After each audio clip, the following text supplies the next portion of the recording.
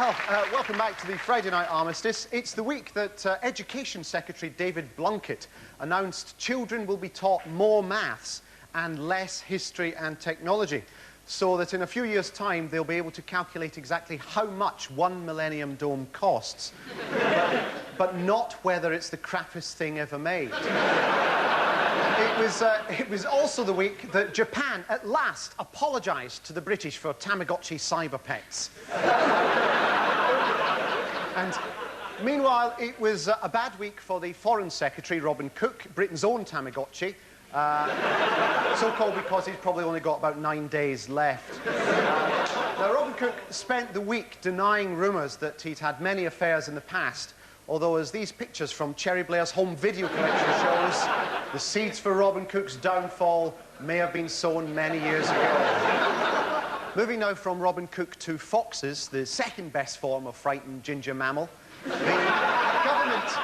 government are still not going to ban fox hunting, but to placate certain pressure groups, they have announced plans to allow the hunting of known paedophiles. There he goes. Now, landowners and parents will be allowed to send a pack of baying dogs after these pests and drive them back into their pebble-dashed burrows. And finally, as ITV announces plans to woo away BBC stars, the BBC retaliates by launching Carol Vorderman Gold, the final stage of its plan to turn BBC One into a rolling Vorderman channel. Welcome to another terrible Carol Vorderman programme.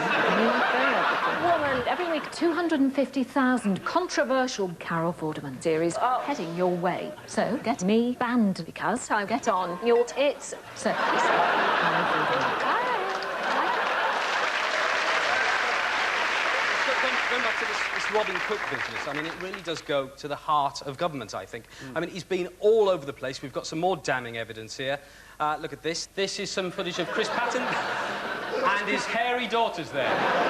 Quite arousing, really. Yeah. Robin Cook is the only minister who is actually happy to be sent naked into the debating chamber. Now, Tony Blair, he's told Robin Cook's lover, or mistress, or whatever she is, that she can't accompany him on his official tours, which is a nightmare for her. Not that she wanted the free trips, it's just you've got to keep your eye on him, know what I mean? Well, there is this debate about whether, you know, what people do in private affects how they behave in public. Robin Cook last week was seeing a Brazilian trade delegation at the same time as he was seeing a Korean trade delegation. He's also seen a Moroccan boy, but that's another story, so... That's not going to go out. No, it's not. It's our little secret. No, just in his dreams he was seeing a Moroccan boy. Yes, yes. Oh, my God, it's the Moroccan boy dream again. Nice to know you. Well, I think you have got very valid points, but... Are you a Liberal Democrat? I am, yes. What I want to show you, actually, is some very damning pictures from this 70s video, which I found on the top shelf of a special shop. Well, a friend of mine found it at the top of a special shop. Now, this shows that Robin Cook has really got a pass.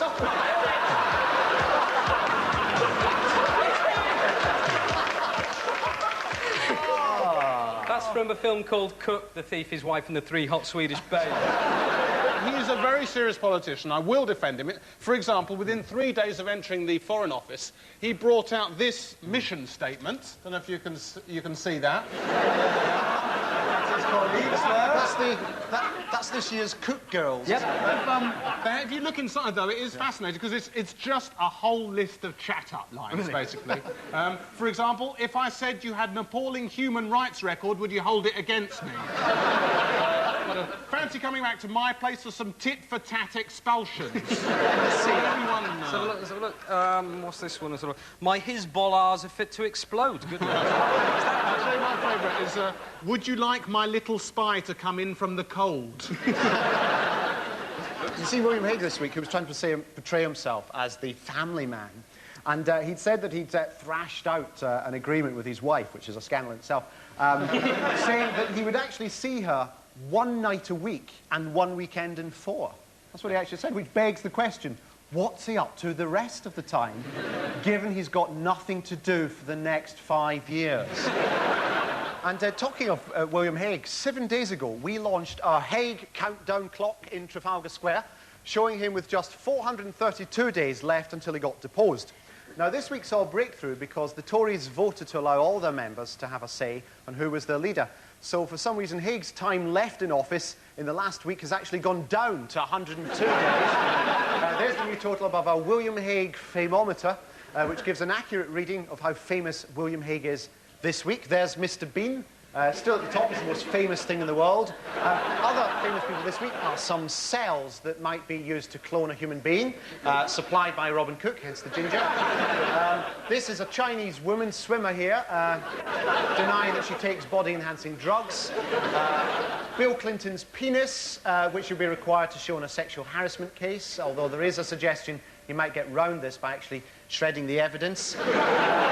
So let's just feed in the results, and the results this week show that William Hague is less famous than some cells, a penis, and a rugby player's ear. Still, all to play for. Well, there was a slight technical hitch at the Millennium Dome this week when Stephen Bailey, its creative director, the man responsible for everything that's going to be in it, legged it. He did. He just got out of a prefabricated hut on the building site and took off on a high-speed crane chase. Now, at the moment, there's a committee sitting, coming up with ideas on how to spend £750 million on a big, vague thing about time. But has anyone actually asked the man in the street what she wants to see in the dome? Well, we did.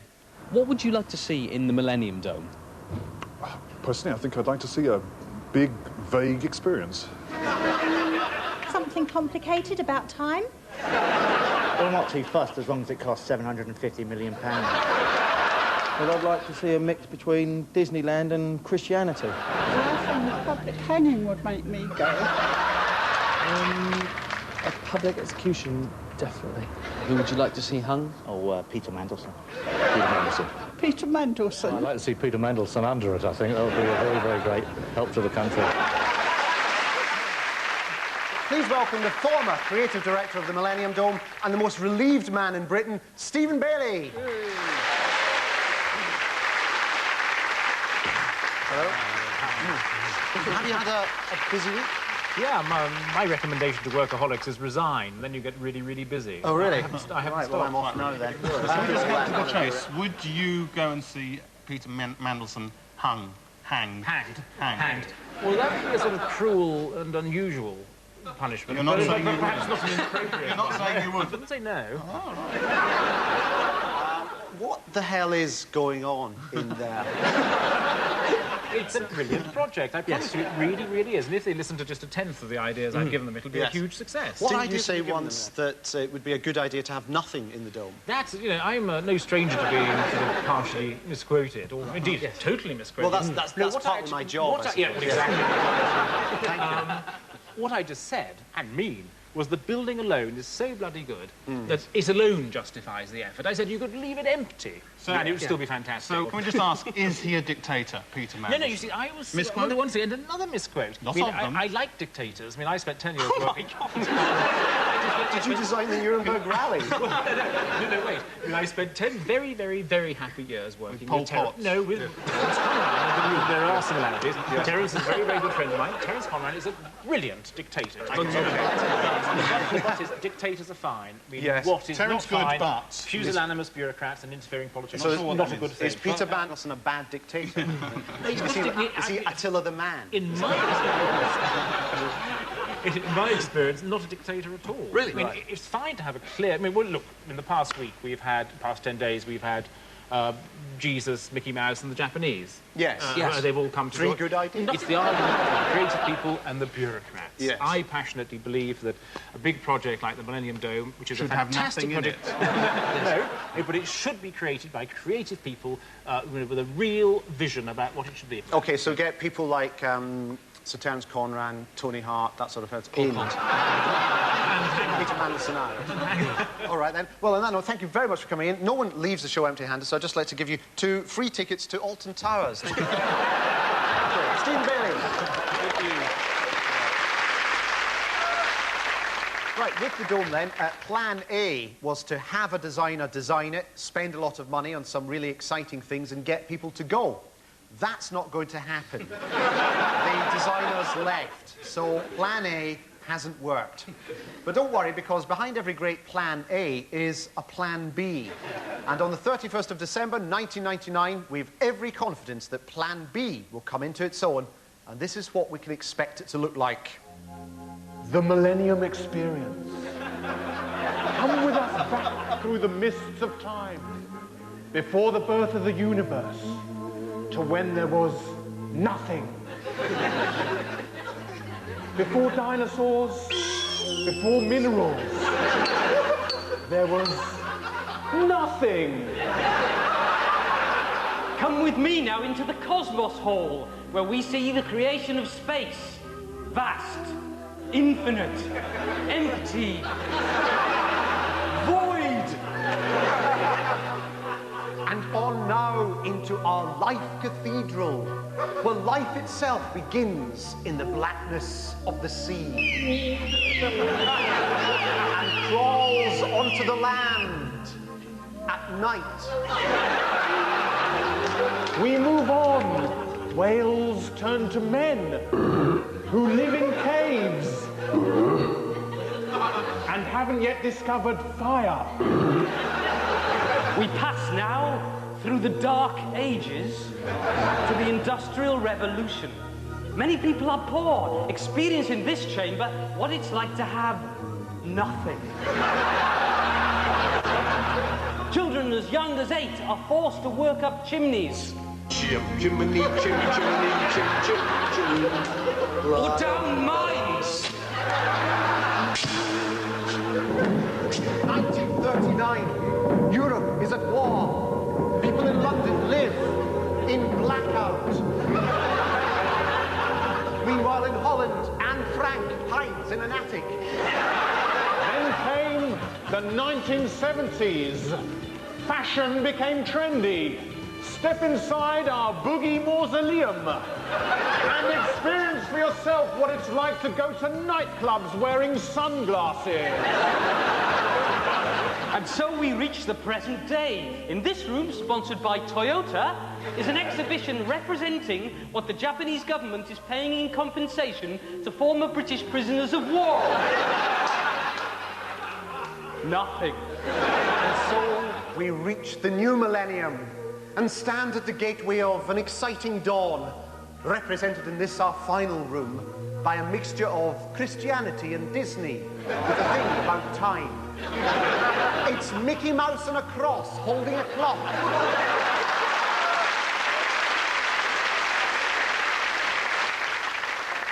Look, the Millennium Dome is going to be bad. It's got to be stopped. Now, we could get up a petition, we could start a committee, but on your behalf, we came up with the most effective way to bring construction to a halt, which was to go down to the site at Greenwich and distract the builders. First off, we tried the one thing guaranteed to bring a construction site to a halt. A big pot of tea. I've got a big copy of The Sun, 100 pages long. A gigantic copy of their favourite tabloid. All right. Some tea. Rub me off that. Unfortunately, they weren't thirsty. Time for something far more radical. Two sexy ladies talking like a builder's dream.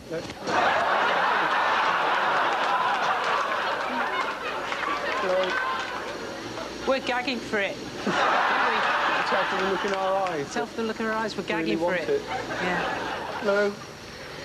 Nice erections. You got a big estimate? I like a man who's ready on time, don't you? Partial success. I'm gagging for it. You can see it in my eyes, can't you? Cheeky, yeah. Oh, door's shutting. They were determined to resist temptation. We had one last irresistible try.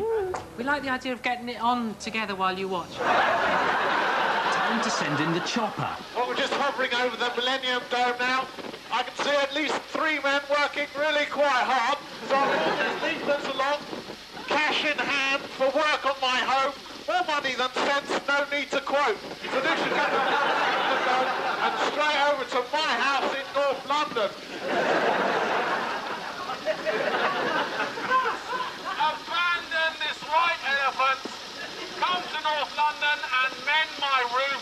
but not in your notes. Cash in hand. I know nothing about building. Come whenever you want. Go whenever you want. I have more money than sense. You can leave your boots on in the house. I'll go away for 6 months. Just come and do it. It probably needs underpinning. I'm sure you'll find a lot of other things wrong with it.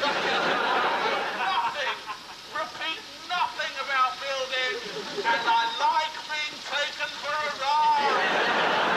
How could they resist? We'd emptied the site.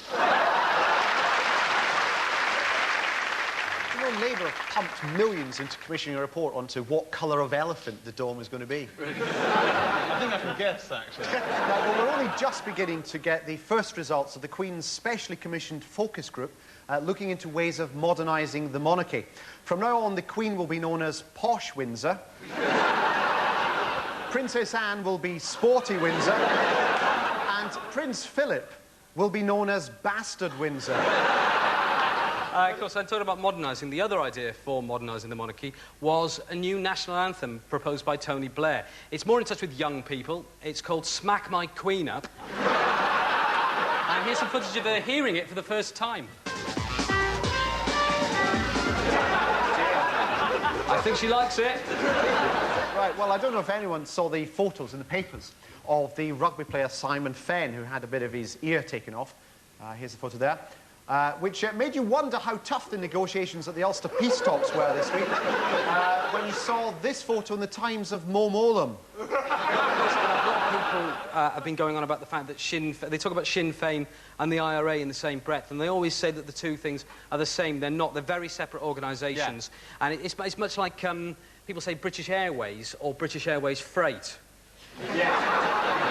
Now, the thing we were wondering was, what are the arrangements like at the talks? Because, yeah, obviously, they're all in a room, they're shouting at each other, but say they want to go to the toilet. Yeah. I mean, do they all have different toilets or something? I mean, at some point, two of them might well want, you know, you might have Jerry Adams and David Trimble, like, at urinals next to each other going, better out than in. These talks, Ulcer's a very complicated issue. It's very difficult to get your head around it, of course, and you've got to be sensitive and fair. So there's really no easy way to explain what's going on, but, hey, you can have a crack at it, eh? And we've come up with this. It's our swing mo. Here it is. There it is. Pull that away. Let's reveal it. Swing mo.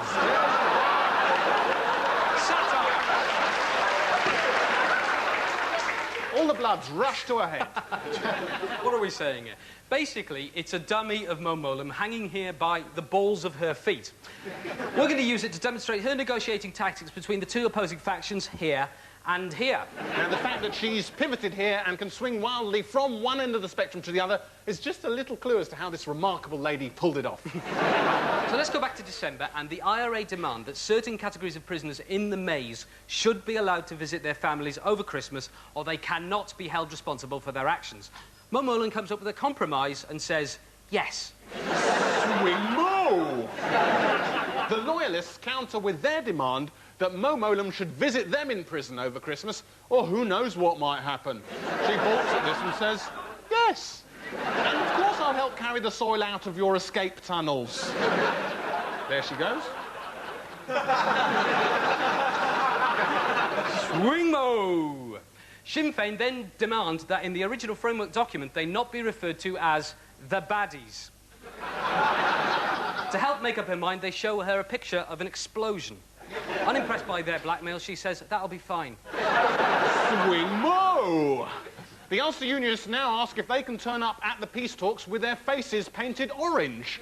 Mo Mowlam digs in her heels and says, oh, go on then. You said to the Secretary and called upon her to justify her decision. Swing Mo!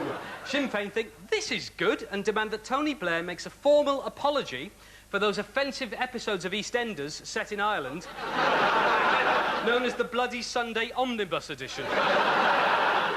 P.S. They say, bang, bang, bang, bang, remember that. Swing Mo! Now, Mo Molam's approach earns the support of politicians from all sides, including Jeffrey Archer, who says he wants to be Lord Mayor of London or he'll start a bombing campaign. Realising that bombing works, the National Viewers and Listeners Association demand an end to violence on television or they'll start a bombing campaign. So Mo Molam scraps Biker Grove. Robin Cook's wife says she'll start a bombing campaign, and good luck to her. This is fantastic, think the IRA. Just one last thing. Would you mind letting us have a united Ireland?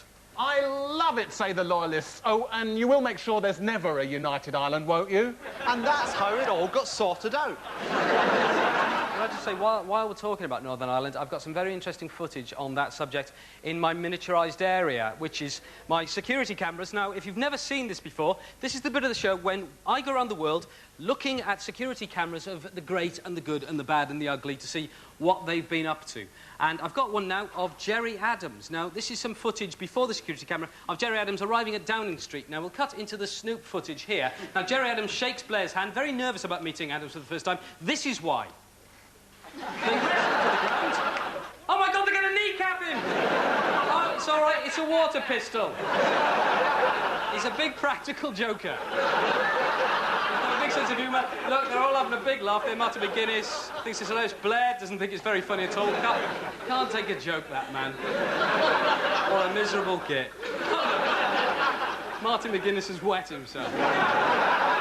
Apparently, for weeks afterwards, Blair was finding unattended water bombs and comedy rubber mortar shells around number 10. We were talking earlier about ITV's radical new plans to be any good. Since they rethought their policy of not having a decent sitcom since Rising Damp, the BBC have started to get worried. And, in fact, they've admitted that it might have been a mistake to axe BBC Two's most popular drama ever, This Life. But they have signed up a very promising, even younger cast for a 26-week season of This Life, The Next Generation. God, I'm depressed. Too much sherbet. Don't tell me how to live my life. Miles, I'm worried. My play leader says I have to colour this in by the morning. I don't think I can cope. What's wrong with me, Anna? I'm falling apart. Hey, Miles, stop telling lies about me behind my back or there'll be trouble, OK? Don't be pathetic. I was at a party and I had too much squash and I got drunk and I held O'Donnell's hand. It meant nothing. How could you? This is the end. But no buts now. Oh, no, Egg has found out the truth. What's going to happen now?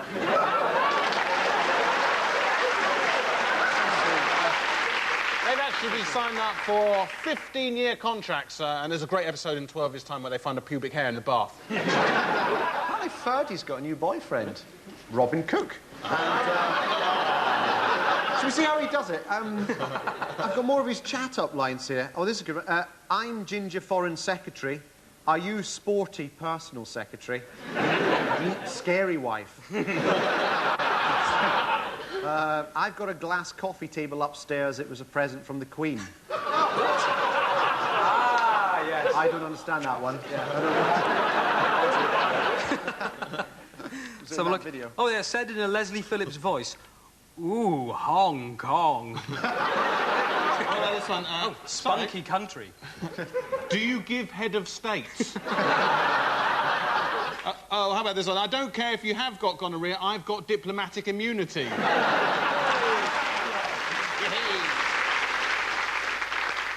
Right, now, deep at the heart of the Labour government is a resolute commitment to making things sound good. That's why Blair talked this week about going the full Monty on the economy.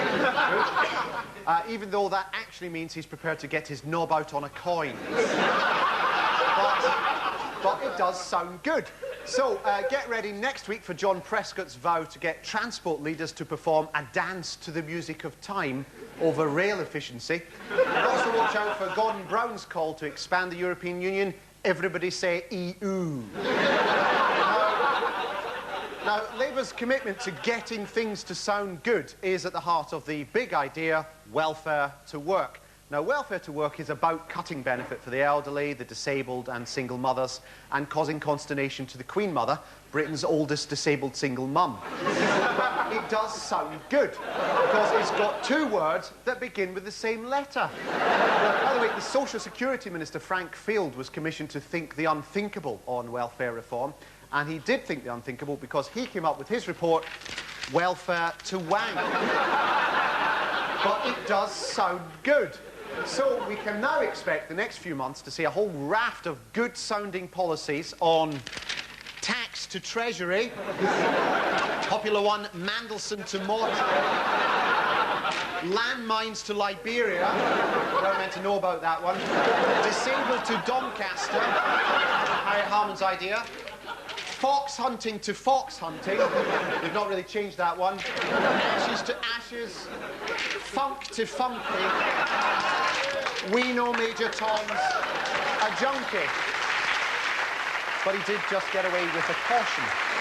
Just time for a quick check now on Labour promises. Just to remind you, those were the 5 pledges that Labour put on these little cards, sent it through our doors, and swore on Claire Short's life that they would keep them. So let's see how they've been getting on. OK, now, we're going to ignore this one this week. This one, fast-track punishment for persistent young offenders by halving the time from arrest to sentencing. That's the promise they made. Now, they can't quite keep it, but they can make it fast-track caution for persistent young ministers' sons by halving the time from arrest to going to Oxford. That's great, that one works. Now, also this week, Labour have been trying to fulfil this promise. They've been working very hard, come up with a radical solution, which they think might just work. Cut NHS waiting lists by treating an extra 100,000 patients. They're now going to try cutting NH waiting lists by eating an extra 100,000 patients. Think the unthinkable, that's what they say. All right, slight amendment in the last pledge this week. This one says, no rise in income tax rates, cut VAT, etc. Slight change, no rise in robbing Cook. I don't know what they're trying to get at there. Maybe you can. Now, finally, they've been in real trouble this week. They found out that they were £4 million in debt. So what they've done is they're going to amend this line to join phone... Oh, no. And they're going to say to join pay. However much that big number is. Well, that's all from us for this week. By the way, if any of you watching wrote into Points of View this week worrying about Richard Branson the monkey, can I just assure you that only 4 monkeys were killed in the film? All right? And sorry about the spelling of mortuary in the item earlier, if you want to read about that one. Just time to tell you that Paula Yates has just discovered who her real father is.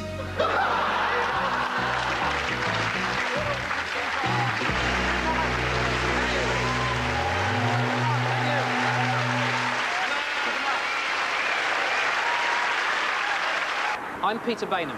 11 days ago, the leader of the Conservative Party, William Hague, made a touching public promise on Talk Radio's Kirsty Young show. He pledged that every Sunday and 1 weekend in 4, he would not work in order to spend more time with his young bride, Fionn. Last Sunday,